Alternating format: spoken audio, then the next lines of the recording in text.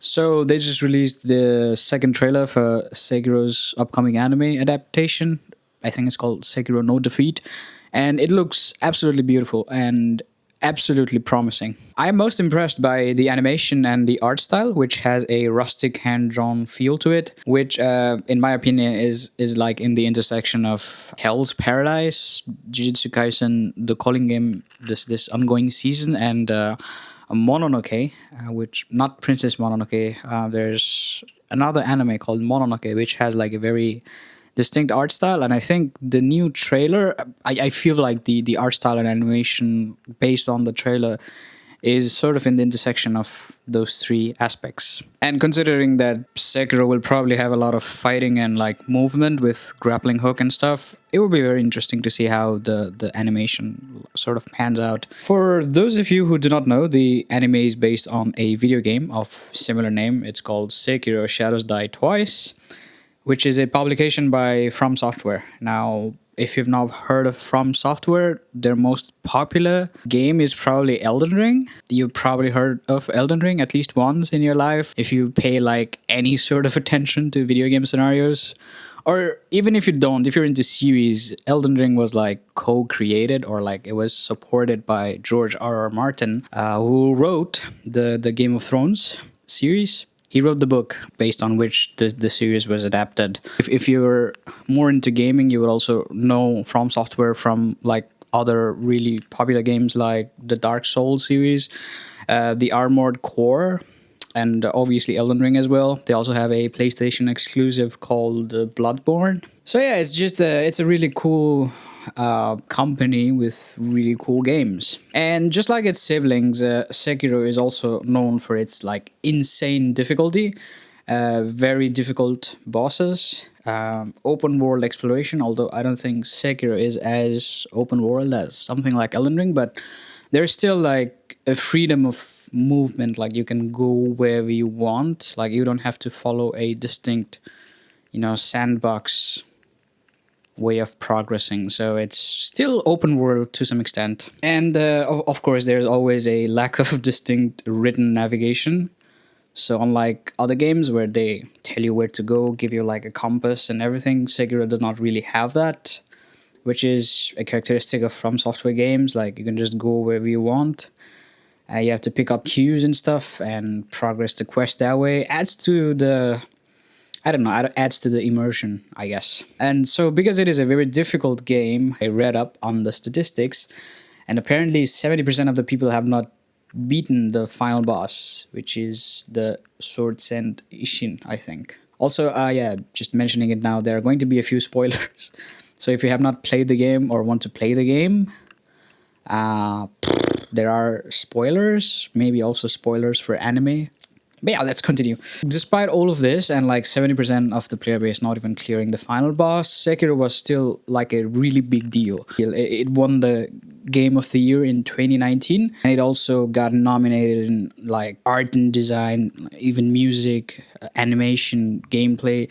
It also won the best action adventure game, I think in 2019 or 2020, I forgot. I need to check up. Needless to say, the game was critically acclaimed and beloved in the From Software community, which includes me. I played the game upon its release in 2018. Sekiro is one of those games that I can just go back and replay. Like, I will not complete all of the bosses, but it still feels good to just go back and experience the combat mechanics, which were probably the most favorite aspect for me, because it was distinctly unique to all the other From Software games where you would dodge and have like different builds and stuff and creativity. With Sekiro, all they do is they give you a sword and then like a list of combat mechanics and a prosthetic arm, obviously, and you can attach different things to it. But the core mechanic of the game comes down to whether you're able to skillfully deflect or parry attacks or not. And it sounds weird, but you are able to deflect anything in the game, almost anything. Things like monk punches or like gremlin stabs or, well, naturally swords, obviously, but also like fucking Wolverine claws and everything. It was like a rhythm game of sorts. Now, why am I giving out all of this background information? Well, partly because I absolutely love this game. The world building, the lore, the combat mechanic, the music, everything. And also, when I say the anime looks good, it definitely does mean a lot because the game itself is really beautiful. Like the art direction of the game is absolutely phenomenal. And so the anime, it has at least resonated with one diehard fan of the game, which is me. The anime still has not released, but the trailer, like the first thing I noticed is the voice actors, at least in Japanese, which I watch Japanese dub. It's not really dubbed, is it? That's the original. The voice actors are the same ones from the video game. So you have Daisuke Namikawa, who also plays Eustace Kid in One Piece, or Hisoka Moro, Hunter x Hunter.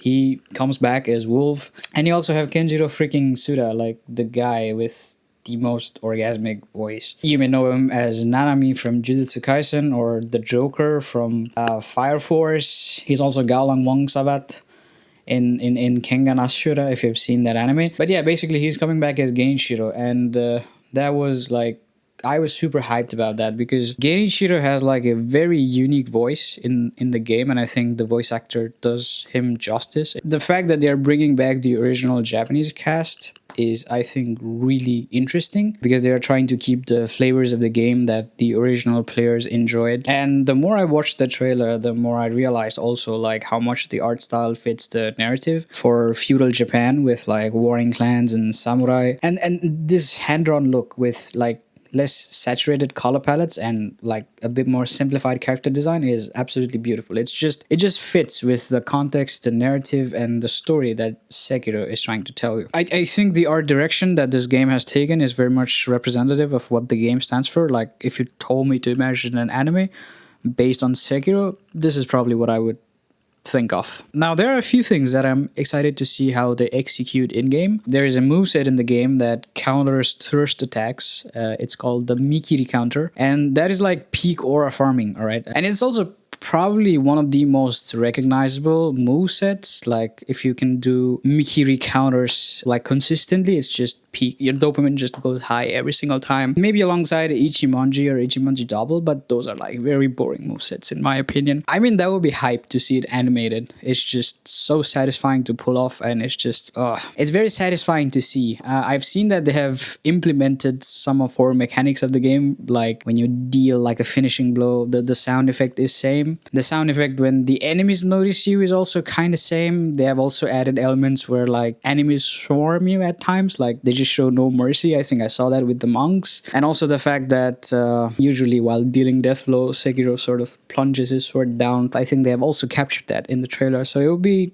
hype to see Mikiri Counter get animated as well. Another characteristic of From Software games, and with Sekiro it's no different, is that you can choose multiple endings, meaning choices you make and like your interaction with NPCs can help you like have multiple endings. We've seen that with Elden Ring, we've seen that with Dark Souls. Sekiro is no different. There are, I think, 3 at the moment. I'm not sure if the update has like updated, but last time I played there was 3 endings, and I'm interested to see like which ending they choose for the anime. My first playthrough, I accidentally chose the Shura ending, which was it was bad. And finally, the potential for backstories, I think, is insane. Like the amount of lore that is dumped throughout the game is vast, and I think we can like seeing those backstories, those lores be animated would be really beautiful. A few characters that I can think of, like side characters, whose backstories would be so much like nice. Probably like the thief from Hirata State who sets up shop and later hires a giant.